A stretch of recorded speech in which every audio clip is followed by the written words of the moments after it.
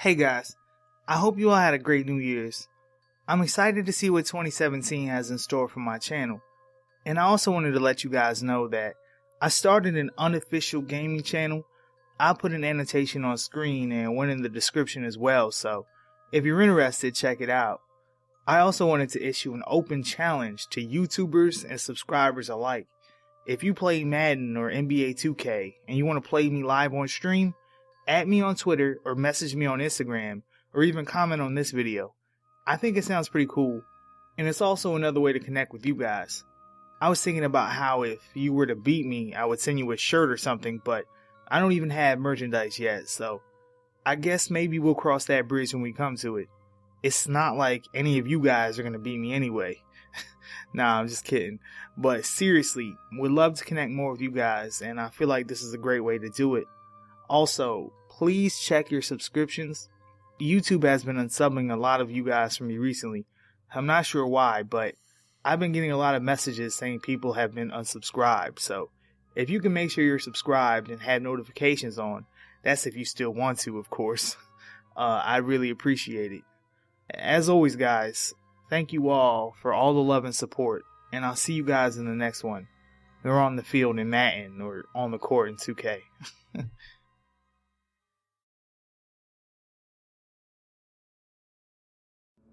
Number 3.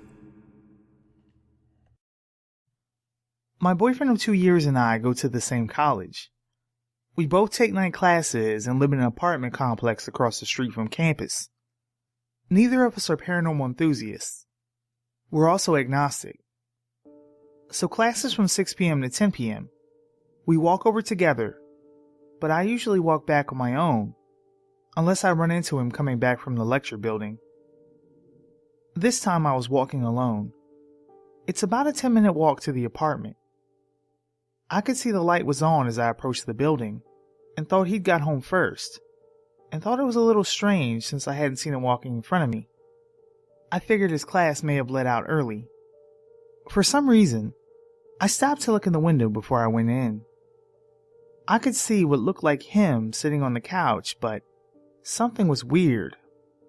He was sitting very stiffly with his shoulders kind of lifted and staring out the window. He must have seen me because he gave me a very hateful scowl, got up and walked to the back room, down the hallway and out of sight. When he stood up, he kind of swayed, like he was drunk. This was bad because my boyfriend is 2 years sober. Also, he has never scowled at me or gotten mad at me for any reason. I went inside, calling out to him, but I got no response. I went to the back room, and here's where it gets fucked up. No one was there. I searched the whole fucking apartment, which didn't take long because there's only 2 bedrooms and only so many places a grown man could hide. The only way that he or it could have gotten out, other than the door, would be to take the screen off one of the back windows and climb out. But we had to replace one of the screens last year, and it was difficult to remove and put back. You needed to remove 4 screws to do it, being an old building. He would have had only seconds to do the entire process. My boyfriend got back around 10:30, and I told him what happened. He's a lot closer to an atheist than I am, and managed to convince me in the moment that it wasn't real. But I'm not so sure. Nothing else has been weird since this happened about a week ago, but it still bothers me. Number 2. Actually, this is not my story, but rather my husband's. However, because I know it so well, I will tell you. Late one night, my husband and I had gotten into an argument, so I left the house for the rest of the night to allow both of us to cool off, essentially leaving him completely alone in the house. A few hours later, he was on his cell phone in our living room, facing our large sliding glass door, when he saw a large reflection in the glass behind him. This automatically frightened him because he knew for certain that he was the only person in the house at the time. When he turned around, he was looking right at a large man that he immediately recognized as himself. He said that the man wasn't dressed with what he was wearing at the time, but was wearing the same style clothing that he wears, and also that the man was wearing a backwards baseball cap. As he stood there frozen in fear, he watched the man walk out of our kitchen, turn into the hallway, and go right into our bedroom. Now, the chilling part for me was that the man was aware of my husband watching him, because right as he turned into the hallway, the man turned his head and looked my husband right in the eye and held eye contact until he walked into the bedroom. My husband literally freaked out and ran right out that sliding glass door. Keep in mind, my husband was still on the phone with his friend, who eventually calmed him down enough to convince him to go back into the house. And when he did, there was nobody in there. He was absolutely certain that the man he saw was himself, wearing his same style clothing and a backwards hat, which is how my husband always wears his hat. Now, when he told me this, I didn't even want to step foot in my house, much less my room, but as time passed, we just tried to forget about that night, and a year later, we moved out of the house. Number 1. I have had a few odd experiences throughout my life, but nothing that I would necessarily label as paranormal, at least not until recently. With full disclosure, I love watching specials about the paranormal. I enjoy reading books about supposedly true hauntings, as well as movies about ghosts, demons, etc., like Insidious, Sinister, and The Conjuring. That being the case, I am familiar with some of the classic telltale signs of a location that is purportedly haunted. Bad smells, vertigo, cold spots, whispers, etc. But again, taking into account what I know about those things, and considering it as a hobby of sorts to read about them, nothing paranormal has ever happened to me. That all changed a couple of weeks ago, when I started dating a woman I met while at my job. I had not dated in a very long time, divorced, single dad pushing 40, and a little thick around the waistline, etc. So it was a surprise that someone as young and pretty as she asked me out. She is 26, but I do look much younger than my age. We hadn't gone on that many dates, maybe 3 or 4 over the course of a few weeks. So even though we communicated a lot via text, email, Facebook, etc., we actually had not spent very much time together. So I was taken off guard that she asked me to help her out with a family matter. Her grandmother had been living on her own private property in a camper for 20 some odd years. Just her and a lot of cats. My girlfriend, I use that term loosely because again, we were still just getting to know each other, was one of the few members of her family that still made any effort to visit her grandmother, and described her as very eccentric, solitary, and somewhat spiteful. Recently though, her mind seemed to be going.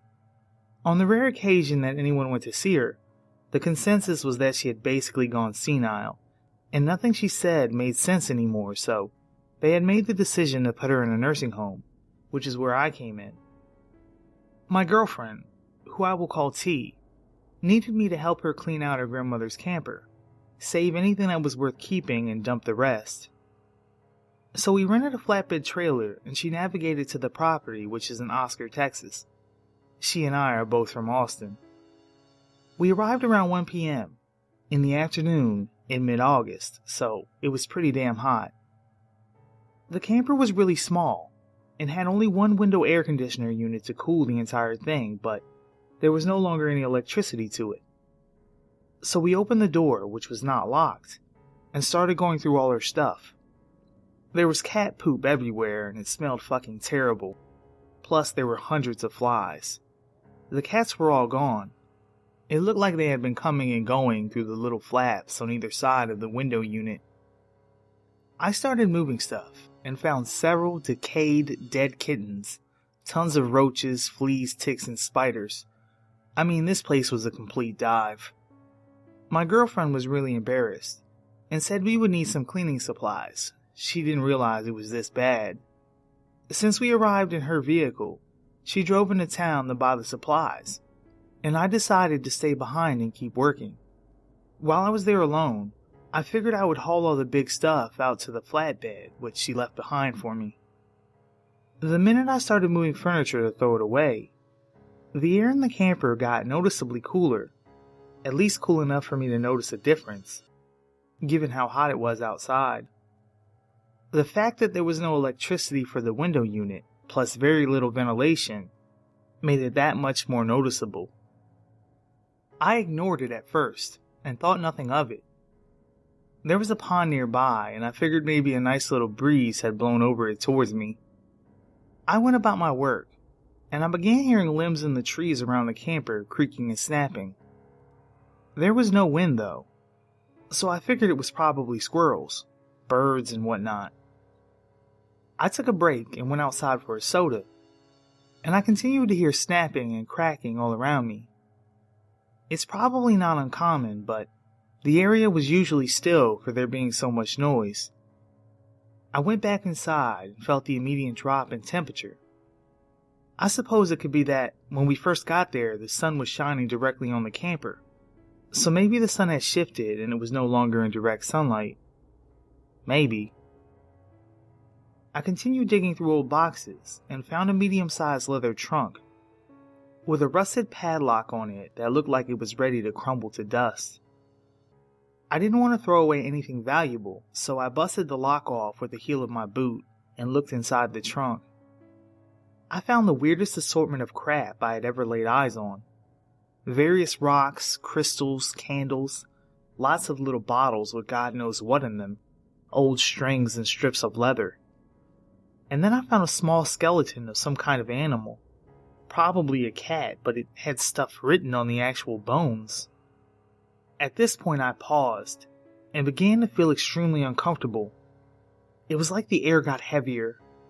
The sounds of insects outside had stopped, and I could feel a pressure against my eardrums. The hairs on my arms and neck stood on end. It became harder to breathe, and I felt something that was almost like an electrical charge in my stomach. I know enough about this type of thing from reading about the paranormal that I could guess I was not welcome here. So I left the camper and waited outside for T to come back, while I tried to wrap my head around what had just happened. She was gone for what seemed like a really long time, but finally came back. And she was like, "Oh, I thought you would have it all clean by now." Obviously, she had stalled, hoping I would do the lion's share of work, but I digress. Anyways, I told her about what happened, and she was like, okay? Sounds like the heat got to you. Are you feeling lightheaded? Well, yeah, but for a completely different reason than heat exhaustion. I asked her if she thought what I had described was strange, and she seemed amused that I had gotten scared, but didn't answer. Now that we were on crunch time, she angrily began throwing anything and everything onto the flatbed, no longer caring about looking through stuff to see if there was anything we should keep. And really, there wasn't anything worth salvaging. It was all rotten. After a few hours, we did manage to get it cleared out, but it became clear that cleaning this thing was not going to serve much of a purpose. It was barely standing as it was. I recommended that she should get someone to just haul the whole thing away and leave whatever was still in there, which is probably what we should have done in the first place. She wanted to take one last look around the camper and make sure she didn't miss anything. Here is where things got really weird. I was securing the stuff we decided to keep on the trailer when I heard her ask, "What are you doing?" Not looking up, I said I was just making sure the stuff wasn't going to fall out. She then turned to look at me, her eyes as wide as I had ever seen them, looked back out the window she had been at, screamed, and bolted out of the camper. And I was like, "What? What is it?" She told me that she swore she had seen me walking on the opposite side of the camper. Not just someone that looked like me, but me. I told her to wait there, and I walked around the corner of the camper. I can't really be sure, but for a brief second or two, I do think I saw the outline of a person before it disappeared. According to T, this man looked exactly like me, so she thought it was me. She said it even turned and smiled at her, which is when she asked what I was doing. When I answered from out by the car is when she freaked out. We both agreed that at that point there was definitely something off about the place. Not just the camper, but the actual property. I told her I didn't know what her grandma was into, or what she did all alone out there for 20 years, but it didn't feel like a good thing. We left around 8 p.m., just as it started to get dark, and never went back. That isn't quite the end, though. Last week, about a month after all this happened, T asked me if I would go with her to visit her grandma in the nursing home since, again, no one else really ever went to see her. I said sure, and we drove to a nearby city called Temple, where the nursing home was located. We got there, signed in, and they asked us to wait while they went and got her. I was in the lobby checking email on my iPhone when T and her grandma visited together in the common area. T pokes her head around the corner and asked me to come back with her so I could meet her grandma. On our way to the room, T said her grandma looked great and seemed to be in really good health. She was lucid, not babbling, and was generally happy. But the minute she laid eyes on me, she flipped out and started screaming. "Why are you here? What do you want with me? Why did you follow me?" The nurses had to restrain her, and they asked me to wait back in the lobby because me being there was upsetting her. I have no idea what to make of this. First T sees someone that looks like me. Then her grandma sees me and thinks I'm following her, as if we had met before, even though I have never seen her before in my life. I have no explanation for any of this, but it all seems too coincidental to brush off. Given what I felt on the property, the weird occult style stuff I found there, T seeing someone that looked like me, plus the way her grandma reacted to seeing me is just bizarre. Anyways, that's my story.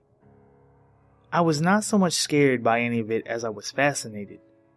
On a side note, T and I agreed a few days ago that dating each other just didn't have that spark we were looking for. But we remain good friends.